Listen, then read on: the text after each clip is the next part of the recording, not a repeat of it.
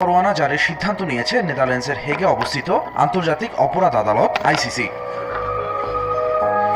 আন্তর্জাতিক আইন ও মানবাধিকার লঙ্ঘনের অজস্র ঘটনার দায়ে শিগগিরই এই সিদ্ধান্ত বাস্তবায়নের পরিকল্পনা আইসিসির রয়েছে বলে বিশেষ সূত্রে নিশ্চিত হয়েছে ইসরায়েল সরকার। এমন পরিস্থিতিতে এরই মধ্যে নিজ কার্যালয়ে জরুরি বৈঠক ডাকেন নেতানিয়াহু।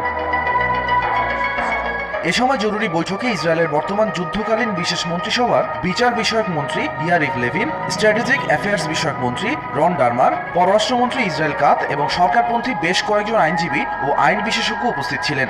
এমন বৈঠকের কথা ইসরায়েলি সংবাদ মাধ্যম টাইমস অব ইসরায়েলকে নিশ্চিত করেছে দেশটির পররাষ্ট্রমন্ত্রীর দপ্তর। এদিকে সম্প্রতি জেরুজালেম সফরে যাওয়া যুক্তরাজ্যের পররাষ্ট্রমন্ত্রী ডেভিড ক্যামেরন এবং জার্মানির পররাষ্ট্রমন্ত্রী অ্যানালিনা বেয়ারঅফকের সঙ্গে হওয়া বৈঠকেও আইসিসির এই গ্রেপ্তারি পরোয়ানার প্রসঙ্গটি নেতানিয়াহু তুলেছিলেন বলে জানা গেছে। এ সময় গ্রেপ্তারি পরোয়ানা ঠেকাতে তিনি এই দুই দেশের সরকারের কাছ থেকে সহযোগিতাও চেয়েছেন।